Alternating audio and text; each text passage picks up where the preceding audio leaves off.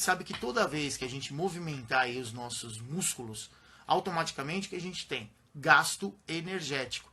E esse gasto energético vai para gerar energia, claro, dependendo do tipo de atividade que a gente faz. Se a gente pensar aí na questão relacionada à força, o que a gente tem aí? A gente tem um desgaste energético provocado ali por aquele momento onde o músculo vai contrair e vai precisar vencer a resistência e, consequentemente, ele tem aí uma questão relacionada ao gasto energético. Então, ele vai degradar ali glicogênio. Depois do exercício, a gente sabe que, independente se a gente faz um exercício com característica, ou seja, um método por passagens, né, que seria para a gente fazer a hipertrofia aí sarcoplasmática, ou mesmo um método multisséries, automaticamente essa velocidade de degradação do glicogênio ela vai ser diferente. Então, qual é a característica que a gente tem? Quando a gente tem um exercício onde a característica do treinamento de força ela envolve um método por passagem, seja você utilizar, por exemplo, o circuito, que é o método mais comum por passagem, né, ou um treino bisete ou trisete, o que normalmente você vai ter aí? Você tem uma situação onde você não para de fazer o exercício, quer dizer, não para de dar estímulo.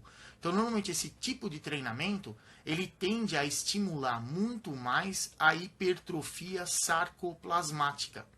Isso aí impacta como, né, em relação a glicemia, né, ao quanto você tem de energia ali circulando no sistema. A gente sabe que quem tem diabetes, se a gente faz um trabalho de hipertrofia sarcoplasmática, você vai degradando lá o glicogênio muscular, vai captando essa glicose que está ali no sangue. Como é um trabalho mais parecido com um trabalho cíclico, com um trabalho aeróbio, ele automaticamente tende a gastar mais glicogênio e numa velocidade mais rápida do que comparado ao treino multissérie, onde você vai trabalhar aí a hipertrofia tensional nas fibras musculares. E o que isso aí influencia no treinamento? Se a gente pensar que está gastando mais rápido o glicogênio, consequentemente, ele está também, o sistema buscando aí um estado de equilíbrio, ele vai mais rápido captar a glicose que está no sangue. E isso vai trazer um resultado a curto prazo, quer dizer, a glicemia que você tem lá no início do treino, comparado com a glicemia que você terá no final do treino, ela normalmente vai ter uma variabilidade aí maior. Vai ser algo parecido com o que a gente tem com o treinamento cíclico, que apesar de ser um treinamento de força, ele é um método por passagem, ele é contínuo. Então, quer dizer, o músculo está trabalhando, ele para com aquele determinado estímulo, ele já vai automaticamente passar para um outro exercício, quer dizer, o tempo de intervalo que você tem é simplesmente de sair de um aparelho e ir para o outro, ou sair de uma estação e mudar para outra. Então, consequentemente, a velocidade de degradação do glicogênio ela é bastante acelerada. Então, fica bastante parecido com aquele trabalho que é feito de maneira aeróbia, de maneira cíclica. Esse tipo de trabalho de força para o indivíduo que tem diabetes, a gente tem aí o quê? Quando se pega um indivíduo que tem diabetes, principalmente se ele usa lá insulina, e coloca ele para fazer um trabalho de fortalecimento muscular, aonde está sendo um método por passagem, quer dizer, você está trabalhando uma situação, por exemplo, em circuito, o que a gente espera que aconteça com a glicemia? Que ela tenda a diminuir mais rapidamente. Então, vai ser meio parecido com o que a gente tem no trabalho aeróbio. Quando a gente faz um treino tensional, né, um treino aí multissérie, a velocidade de degradação do glicogênio ela é menor quando comparado ao trabalho cíclico e também com o método por passagem. Porque o que você vai fazer? Você vai fazer, sei lá, 3, 4, 5 séries, né, com um determinado número de repetições e com um intervalo entre cada série. Então, certamente, o que acontece? Cada vez que você faz força, você acelera essa velocidade de degradação do glicogênio, aumenta ali a capacidade do GLUT4 de captar a glicose do sangue, mas a velocidade com que isso vai acontecer ela é menor do que quando o exercício é cíclico ou pensando no trabalho de força, aí, um método por passagem. Então, nessa situação, o que a gente tem? Você tem, o que espera numa situação dessa? Você vai pegar o indivíduo, vai colocar ele para fazer o exercício, que tem diabetes, mesmo usando insulina, o que a gente espera que aconteça? Que a velocidade de diminuição da glicemia dele, quer dizer, aquela glicemia que a gente faz antes de iniciar o exercício, comparado com a glicemia que a gente faz no final do exercício, ela vai ter uma variação menor. Ela vai diminuir menos, por conta dessa característica. Agora, a especificidade de cada um desses tipos de treinamento. Então, vamos lá. Se o indivíduo está fazendo um trabalho de força por método de passagem, além da velocidade de degradação do glicogênio muscular, que vai também captar um pouco mais de glicose aí no sangue, fazendo com que haja uma diminuição mais acentuada da glicemia no início e no final, os trabalhos normalmente mostram também uma mudança no perfil do indivíduo, no perfil lipídico dele. Então é comum que o indivíduo tenha lá diminuição nos triglicerídeos e também diminuição nas concentrações de LDL e colesterol. Quer dizer, algo bom aí, pensando principalmente naquele portador de diabetes tipo 2, que tem um risco cardiovascular aumentado. Então, o exercício por treinamento de força, por um método de passagem, um circuito, por exemplo, você automaticamente faz com que a glicemia diminua mais rapidamente. E, além disso, também a médio prazo, você vai ter aí mudanças relacionadas também ao perfil lipídico desse indivíduo, quer dizer, diminuindo aí risco cardiovascular, que isso é algo extremamente bom aí, pensando no benefício do exercício para o portador de diabetes. E para aquele indivíduo que faz o trabalho tensional, então a gente sabe que a velocidade de degradação do glicogênio ela vai ter uma característica diferente do que o trabalho de força por método de passagem. Consequentemente, você tem o que a gente espera? Que não haja uma diminuição tão acentuada naquela glicemia do início do exercício e no final do exercício, só que o que a gente tem? O aumento na sensibilidade ao receptor de insulina. Então, consequentemente, no pós-exercício, essa diminuição da glicemia ela vai acontecer de maneira mais acentuada. E por que isso acontece? Porque além do sistema estar trabalhando ali para repor o glicogênio que foi gasto durante o treinamento, que é o EPO, que a gente chama em fisiologia do exercício, que é aquele estímulo que foi dado, quanto tempo o consumo de oxigênio ele fica aumentado para repor as reservas. Além disso, o que a gente tem aí? Um aumento maior de síntese proteica, um período maior para fazer síntese proteica das proteínas musculares. Porque o indivíduo, claro, treinou lá fortalecimento muscular de uma maneira multissérie, ele degradou, o glicogênio foi degradado numa velocidade menor do que o método por passagem, mas por outro lado ele aumentou o número de microlesões no tecido muscular. E essas microlesões elas precisam ser corrigidas através da síntese proteica no pós-exercício.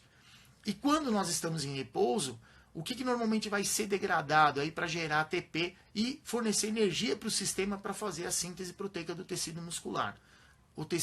Normalmente aí as gorduras. Então os triglicerídeos vão sendo degradados e os ácidos graxos vão sendo convertidos ali em ATP. Só que para isso acontecer aerobiamente, o que é necessário? Que se use aí uma parte da molécula de glicose.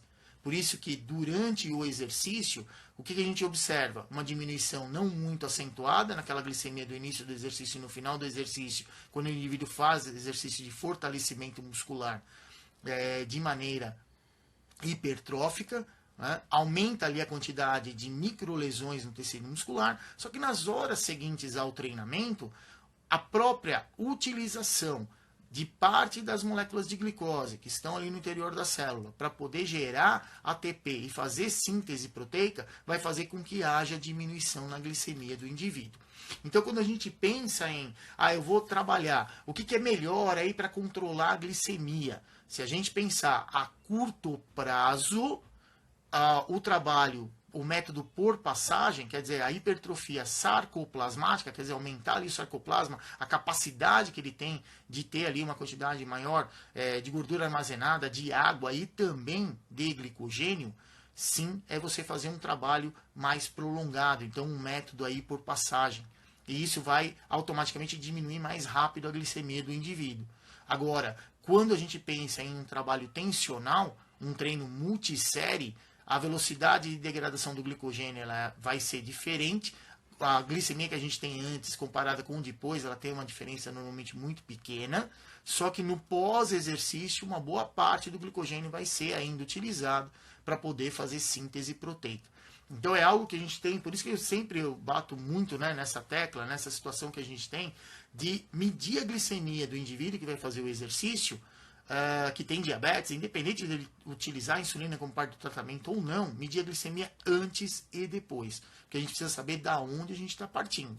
Então, o indivíduo veio treinar, veio fazer um treino em sala de musculação. Você tem uma glicemia ali naquele dia, ele está com uma glicemia um pouco mais alta, talvez seja interessante utilizar aí um método por passagem. A gente vai conseguir fazer com que a glicemia dele se mantenha mais rápido aí dentro do que a gente chama lá de timing range, quer dizer, o tempo no alvo. Ficar entre 70 miligramas e 180 miligramas por decilitro na concentração no sangue.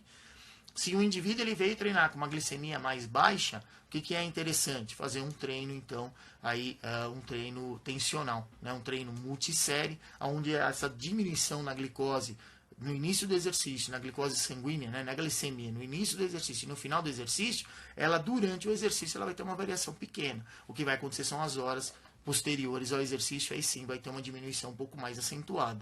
Então depende do que a gente quer. Quer dizer, os dois tipos de treinamento de força, seja ele por passagem, buscando aí a hipertrofia sarcoplasmática, ou seja ele tensional, com treino multisséries, os dois vão influenciar na glicemia. Só que o método por passagem, de resistência muscular, quando você trabalha, como a característica dele é parecida com o que acontece no exercício cíclico, a gente tem aí duas vantagens. Uma, vai diminuir mais rápido a glicemia, comparado no início do exercício e no final do exercício, e além disso, também influencia no perfil lipídico. Então isso é uma coisa importante aí na hora que a gente vai prescrever o treinamento para quem tem diabetes. Agora, eu quero o indivíduo, ele vai fazer um trabalho de força hipertrófica, por exemplo, vai fazer um trabalho lá multissérie, faz o exercício e descansa. O que acontece com ele? A curto prazo a gente não tem mudança, normalmente não se tem mudança também no perfil lipídico, não se tem diminuição de triglicerídeos, também não se tem diminuição de LDL colesterol, só que para fazer síntese proteica no pós-exercício, normalmente vai haver a diminuição da glicemia. Então isso é algo importante quando a gente pega aí, trabalha com alguém que tem diabetes e que o indivíduo só gosta de fazer um treino em sala de musculação. A gente sabe que mesmo que o objetivo do indivíduo seja hipertrofia, a gente sabe que o trabalho de hipertrofia, obrigatoriamente, você precisa dar estímulos para a hipertrofia sarcoplasmática e para a hipertrofia tensional. Mesmo porque um está dependendo do outro.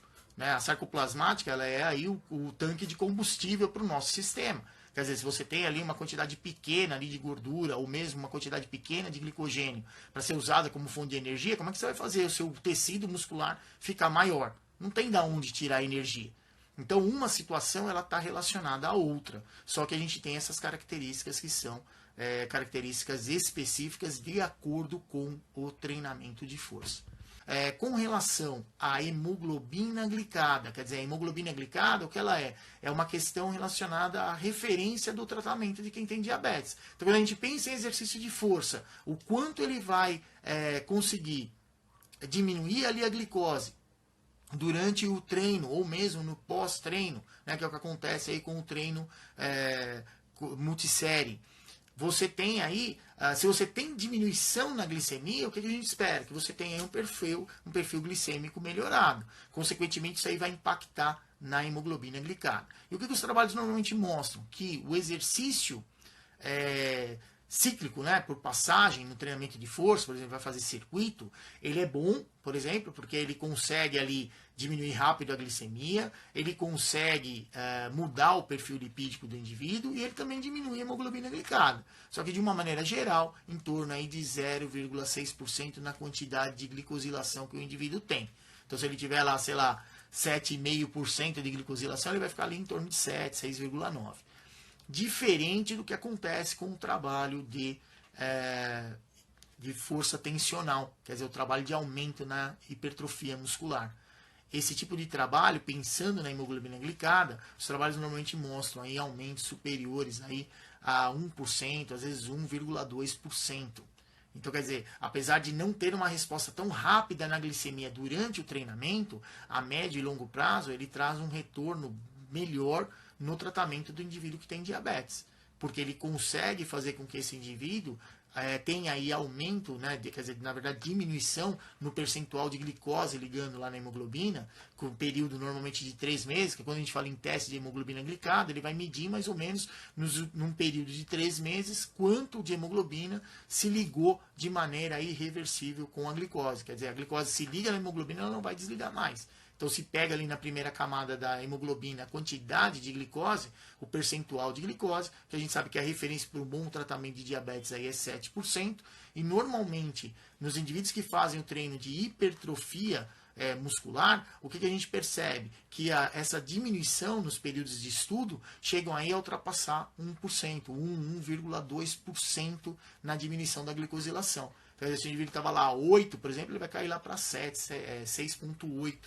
Quer dizer, é uma diminuição muito mais acentuada em relação ao tratamento do diabetes. Então, algo extremamente importante aí para a gente, né, e para você que é profissional de educação física e pretende trabalhar com um indivíduo que tem diabetes. Quando a gente faz o trabalho por método de passagem, usa o circuito, por exemplo, a gente está trabalhando em hipertrofia sarcoplasmática e esse tipo de trabalho tende a ter uma resposta na glicemia semelhante ao que a gente tem aí no trabalho cíclico. Então, faz lá o trabalho por passagem, o treino resistido, além de ter uma resposta na glicemia, quer dizer, o valor que está no início e no final ele vai ser menor, e além disso, normalmente mostra-se o que é melhoras no perfil lipídico do indivíduo. Então, diminui lá a quantidade de triglicerídeos e também a quantidade de LDL colesterol, que é o que a gente normalmente vê aí no trabalho cíclico. E quando a gente faz o trabalho multissérie, né, normalmente aí pensando em força hipertrófica, o indivíduo faz o exercício, um intervalo, vai lá e faz de novo o exercício. Quer dizer, o treino dele é composto aí por séries com intervalos entre o grupo de repetições. O que a gente espera aí na glicemia? Que a diminuição da glicemia, pensando o quanto a gente mede no início e no final ela vai ser menor pela própria característica do exercício, só que a gente tem que ficar bastante atento aí no pós-exercício. Então, no pós-exercício, que é esse período onde tem lá a sensibilização do receptor de insulina, e junto com isso, esse tipo de treino gerou uma maior quantidade de microlesões no tecido muscular. E o corpo vai ter que fazer síntese proteica. E para fazer síntese proteica, vai usar a glicose para ajudar a metabolizar a gordura. Então, o indivíduo diminui um pouquinho a glicemia dele lá, comparando o início e o final do treino, só que depois, 1, 2 horas depois que ele fez o treino, tem que ficar atento para ele não fazer quadros aí de hipoglicemia.